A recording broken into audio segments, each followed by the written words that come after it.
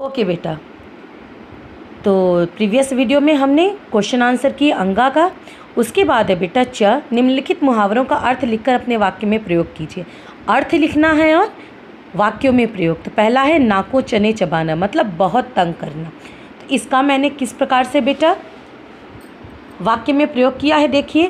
क्रांतिकारियों ने अंग्रेजों को नाको चने चबवा दिए थे।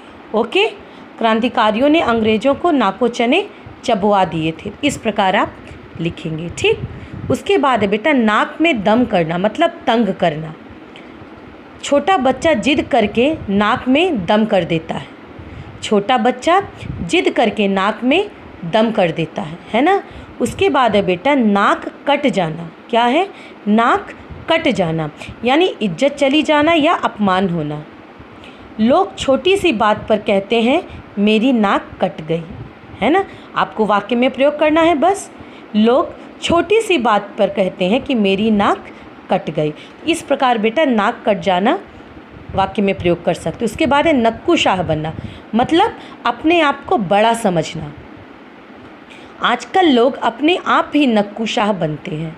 आजकल लोग अपने आप ही, है ना, अपने आप ही, यानी खुद को अपने आप ही नक्कुश बड़े आदमी समझने लगते हैं।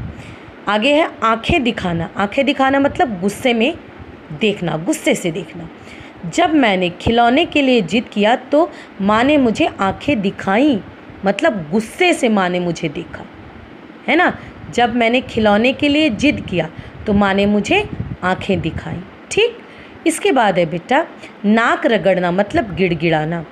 राम पैसों के लिए किसी के भी सामने नाक रगड़ने लगता है।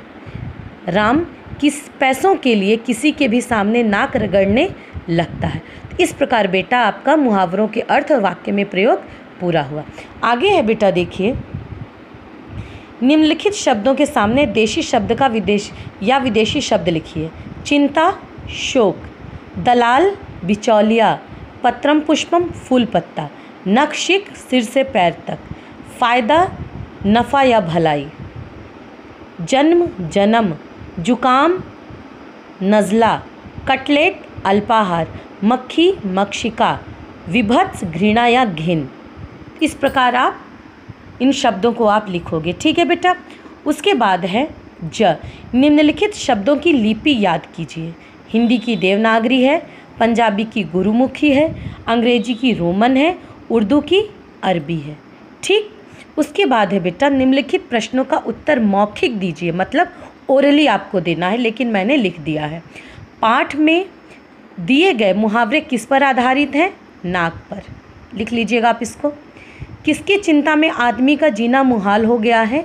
नाक की चिंता पर। लोग पुलिस अधिकारियों की पूजा किससे करते हैं? पत्रम पुष्पम से। शुभ काम के समय छींक देने से क्या होता है?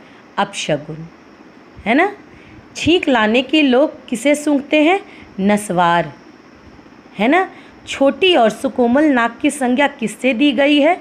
भेड़ की सी नाक से। किससे? भेड़ की सी नाक। इस प्रकार बेटा आपका झा भी कंप्लीट होता है। तो आपका बेटा एक एक चीज़ मैंने आपको लिखाया है। कोई भी चीज़ अगर आपको डाउट लग रहा है तो आप मेरे से पूछिएगा, ओके बेटा। और जितना भी मैंने बेटा फेयर जो इस बुक में कराया है और जो मैंने आंसर बताए हैं वो आप फेयर कॉपी में कर लीजिएगा, ठीक है। उसके बाद देखिए बेटा है क्रियात्मक कुशलता दी गई है। निम्नलिखित पंक्तियों का आशय स्पष्ट कीजिए। नाक की चिंता में आदमी का जीना मुहाल हो गया, यानी लोग इज्जत के लिए कुछ भी करने को तैयार हो जाते हैं, है ना। जीना मुहाल हो जाता है लोगों का। फिर है जो खुद नकटे होते हैं वो दूसरों को भी नकटा देखना चाहते हैं, मतलब जिसकी कोई इज्जत नहीं होती वो दूसरों की होती हुई इज्जत देखना पसंद नहीं करते, है कि नहीं। तो इस प्रकार बेटा आप लोग, ये क्या है? क्रियात्मक कुशलता है। आप लोग करके देखिएगा इसको, ओके। उसके बाद है बेटा नीचे दिए गए स्थान पर भिन्न भिन्न प्रकार की नाकों के चित्र बनाकर रंग भरिए और उनके प्रकार भी लिखिए। आपको इसमें भिन्न भिन्न प्रकार की नाक बनानी है, ठीक है, और उनके नाम भी लिखने, कौन सी नाक है, किस प्रकार की नाक है, ठीक है बेटा, ओके। आगे हम लोग नेक्स्ट चैप्टर भिखारिन पढ़ेंगे, ओके।